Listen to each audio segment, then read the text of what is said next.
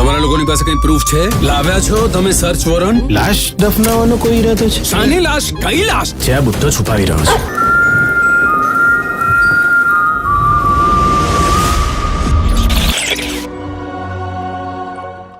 કેમ છો દોસ્તો? ગયા વર્ષની સુપરહિટ તો નહીં, પરંતુ લોકચાહના મેળવેલી ખતરનાક ફિલ્મ એટલે વશ, જેના પરથી હિન્દીમાં અજય દેવગને શૈતાન નામની રીમેક બનાવી અને સફળ રહી. વશની સફળતામાં જો સૌથી મોટો ફાળો હોય તો તે છે હિતેન કુમારનો. આ સિનિયર સુપરસ્ટાર પોતાની એક્ટિંગથી યંગસ્ટરને હંફાવી રહ્યા છે. આ વર્ષે તેઓ ફરીથી એકવાર ડરાવવા આવી રહ્યા છે અને ફિલ્મનું નામ છે ચૂપ.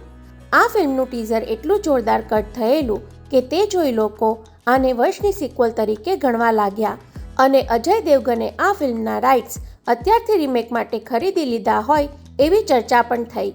મેકર્સ તરફથી આ બંનેના ખુલાસા કરવા પડ્યા કે આ ફિલ્મ વશની સિક્વલ નથી કે નથી આના રાઇટ્સ વેચાયા.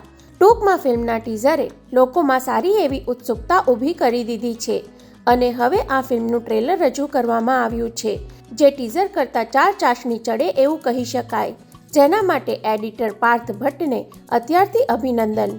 લગભગ 2 મિનિટના ટ્રેલરમાં ઘણી વસ્તુઓ જોવા મળતી હોવા છતાં ફિલ્મની સ્ટોરી શું હશે તે તમને ખ્યાલ નહીં આવે.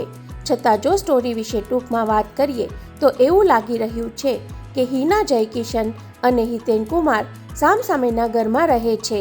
તાજા ન્યૂઝ પ્રમાણે શહેરમાં યુવાન છોકરીઓ ગાયબ થઈ રહી છે. હિના નોટિસ કરે છે કે હિતેન કુમાર રોજ રાત્રે અલગ અલગ છોકરીઓને પોતાના ઘરે બોલાવી મારી નાખે છે. આ વાત હિના પોતાના મિત્રોને અને ત્યારબાદ પોલીસને પણ જણાવે છે. ખરેખર હિતેન કુમાર ખૂની છે ખરા, કે પછી હિનાને કોઈ માનસિક બીમારી છે જેને કારણે તેને આવો ભ્રમ થઈ રહ્યો છે? આ બધા સવાલોનો જવાબ તો ફિલ્મ જોયા બાદ જ મળશે. ટ્રેલર કટ પહેલાં જ જણાવ્યું તેમ ખૂબ સારું છે. બીજીએમ પણ ટ્રેલરને અનુરૂપ જ છે.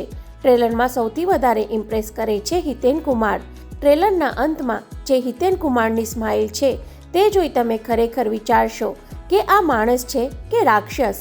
ફિલ્મનું પ્રમોશન હાલ જોરદાર ચાલી રહ્યું છે.